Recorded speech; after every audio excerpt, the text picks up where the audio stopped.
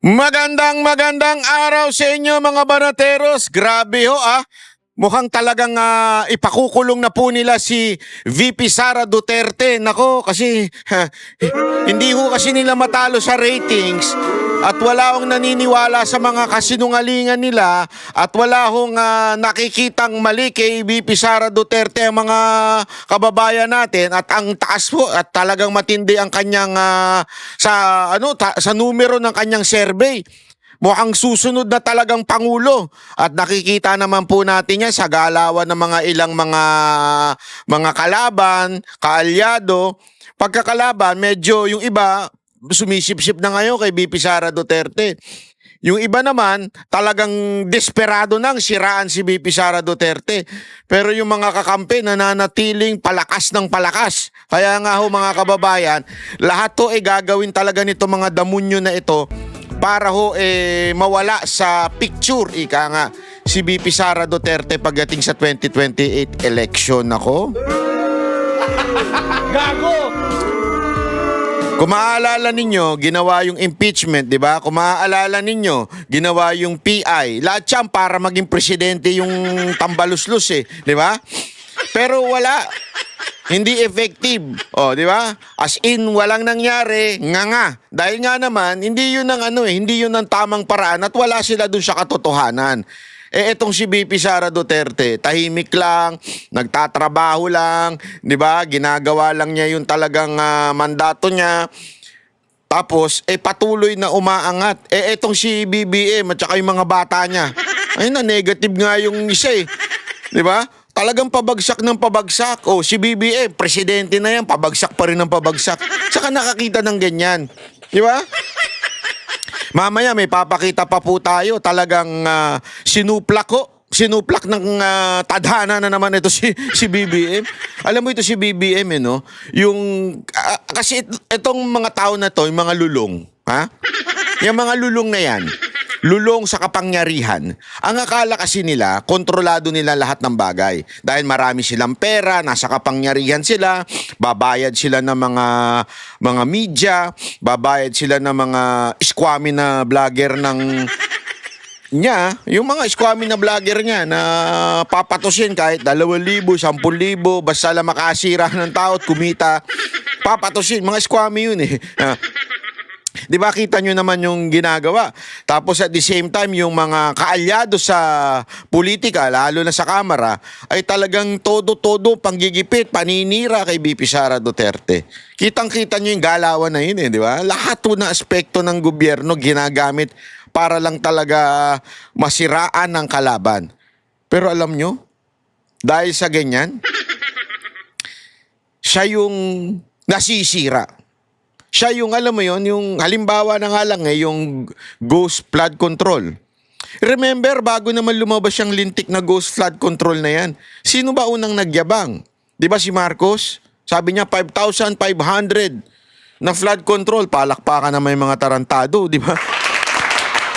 Yung mga congressman, mga gunggong, no? Alam naman nilang ghost flood control, pero palakpakan pa rin sila. Tangina, inuuto nila si Marcos, no? Muntakin mo ganun nila ginagago yung presidente. Kasi deep inside them, alam nilang wala yung flood control na yun. Alam nilang ghost yun. Diba? Pero palakpak pa rin ng mga gago. Tanga-tanga ng presidente to.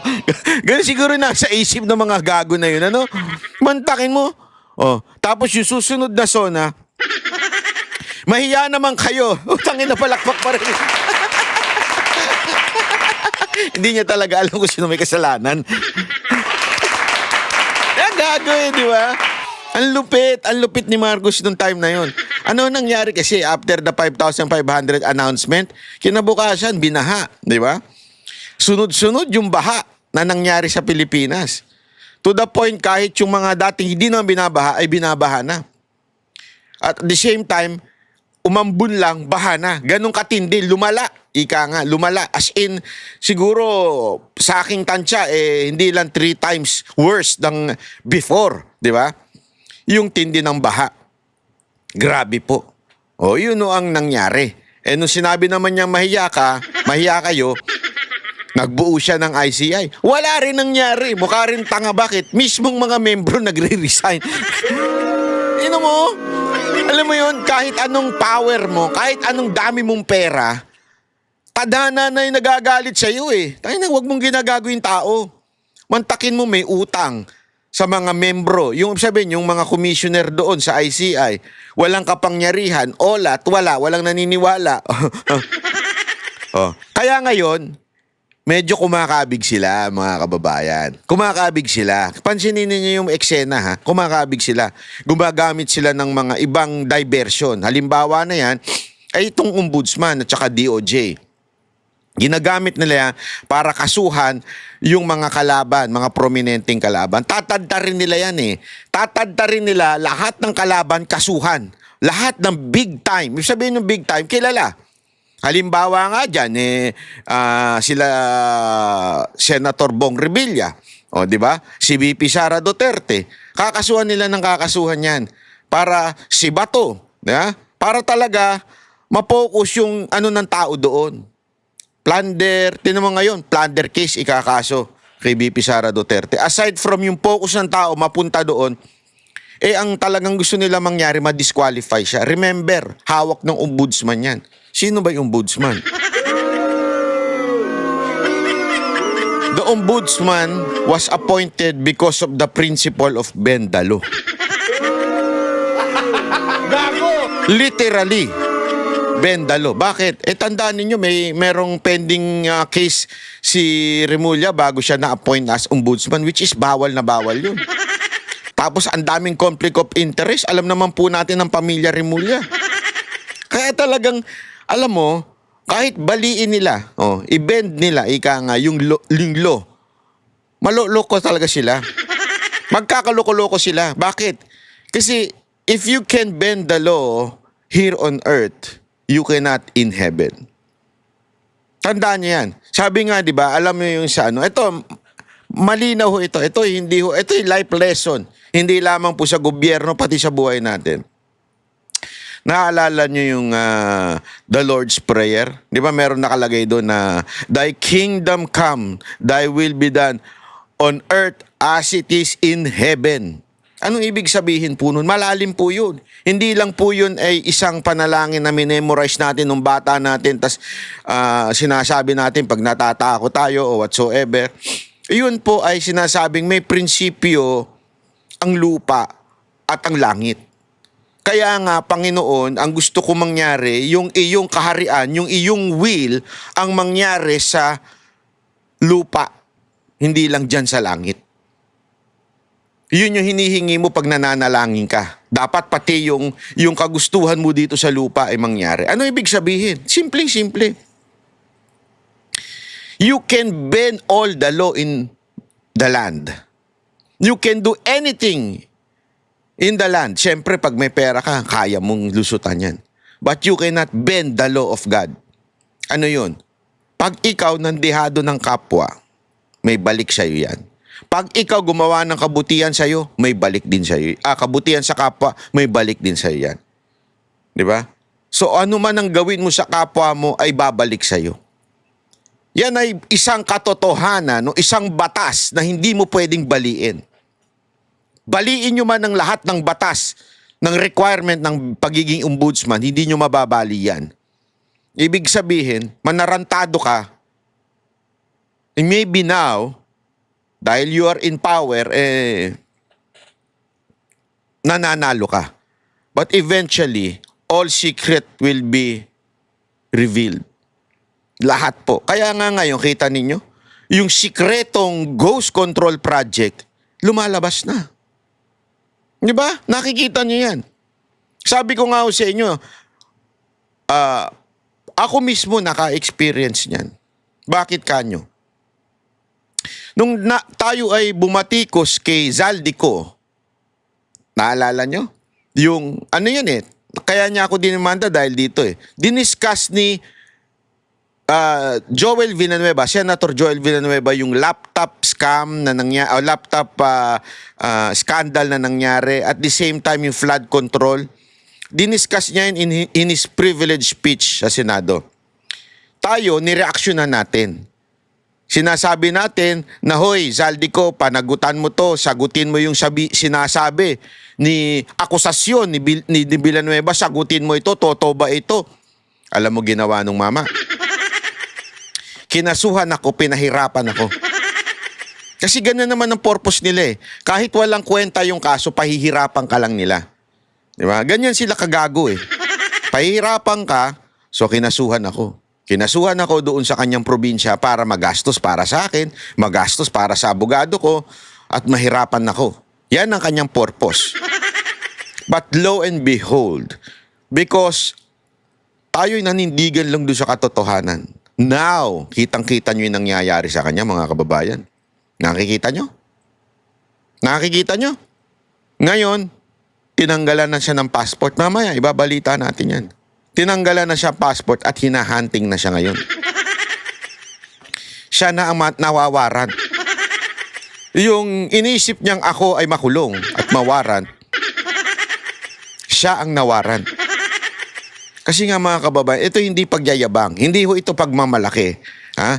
Ang lagi ko lamang po sinasabi kasi, pag ikaw gumawa ka ng mali sa kapwa mo, nandiyado ka ng kapwa mo, may balik sa iyan. Tandaan mo, may balik lagi sa iyan. Ganyan ang ginagawa ngayon kay VP Sara Duterte. Okay, go. I-push nyo yan ng i-push. Kung yan ang talagang paraan ninyo para lokohin ang taong bayan, bahala kayo. Dahil darating ang panahon, may bawi dyan ang Diyos. Kung hindi totoo yung mga inyong mga paratang. Kasi tandaan ninyo don't forget this. Ganyan din naman ang ginawa nung kay Pangulong Duterte noong 2022. Siniraan siya ng siniraan. Sa babae, sa may bank account, lahat sinira na sinira sa kanya. Anong nangyari? Landslide, presidente yung mama. Na isang probinsyano lang, sabi nga niya, lagi niya sinasabi, isang probinsyano, isang taga Mindanao lang ako. First time nagkaroon ng presidenteng ganito. Totoo eh. Bakit? Tao ang nakarealize. Kinakawawa itong maman to. Yan ang ginagawa nyo ngayon kay VP Sara Duterte. Huwag kasi kayo magpabulag kay Trillanes. Tanga yan mula noon pa. Mahina ang kukote niyan. Hindi wala akong biro. Mahina po ang kukote niyan. Kaya wag ho kayo nagpapaniwala ho dyan.